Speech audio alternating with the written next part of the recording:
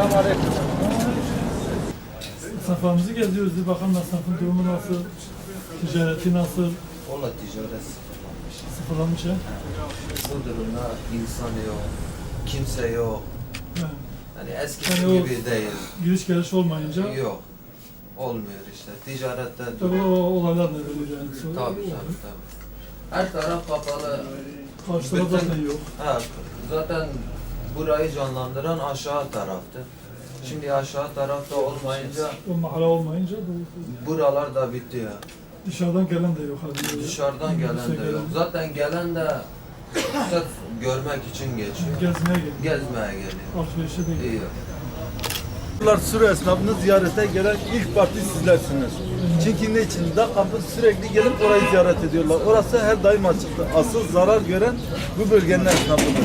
Şu ana kadar hiç kimse bize geçmiş olsuna gelmedi. Sizler geldiniz ve sizlere teşekkürüz bu konuda. Allah sizden razı olsun. Hoş geldiniz. Halkımızın yanında olmak zorundayız. Yani şu ana kadar hiç kimse gelmemiş, sormamış. Mesela da kapı açıktı. Orası bir ay kapandı. Biz burada 5 ay, 6 ay, 7 ay. Hatta yolumuz hiç açılmadı bile. Sürekli kapalıydı yolumuz biraz. Yani ne diyeyim? İlk defa sizler geldiniz. Yani mesela burada devlet mesela isteseydi bu köylü garajını tekrar getirseydi burası biraz canlanırdı. Ama devlet bu konuda hiç bize yardımcı olmuyor.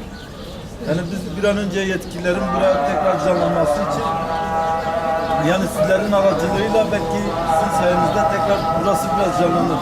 Yani köylü aracı gelse biraz canlanır ama gelmiyor. Kimse yardımcı olmuyor. Yani kayyum atanmış, kayyum da yardımcı olmuyor. Hiç kimse bize yardımcı olmuyor. Acaba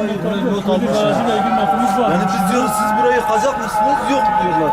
O zaman canlandırın diyorlar. Evet canlandıracağız ama kimse canlandırmıyor.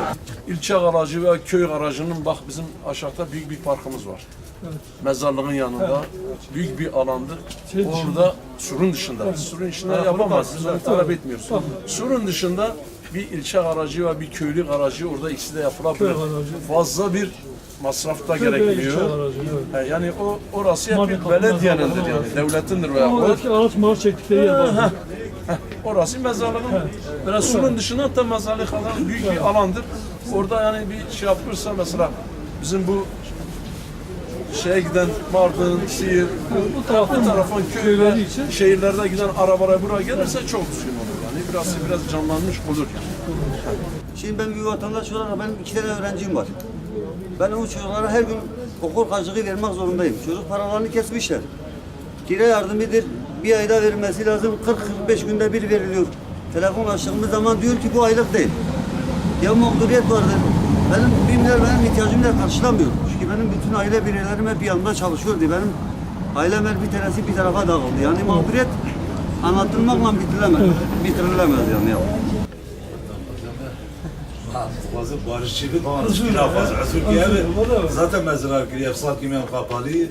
Hava bir şey tişki davet tişkina kam de bırak hazır çiğ. 7,000 insan ji Suriye derketiye göç biye her yeke bisi nüfusu vi khaniye vi e sağlam khara nebiye nahilin tekevni maviya çözüm ne em kış aynı memleket em biri evdune em yani nasu dostu evali evdune çıllu haş nüfusu mene çar katı khaniye min az gış derketim az ketim anam gış kreçine em perişane Kreki dedim ya.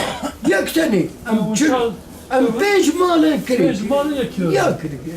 Yani ana diye beşi. Ya em van pera naxwazı duazı bir 7 trilyonu bile. Vallahi 5 tepe bidimin az naxwazı men khani xwed xwazım. Huzur amil bu ya bu.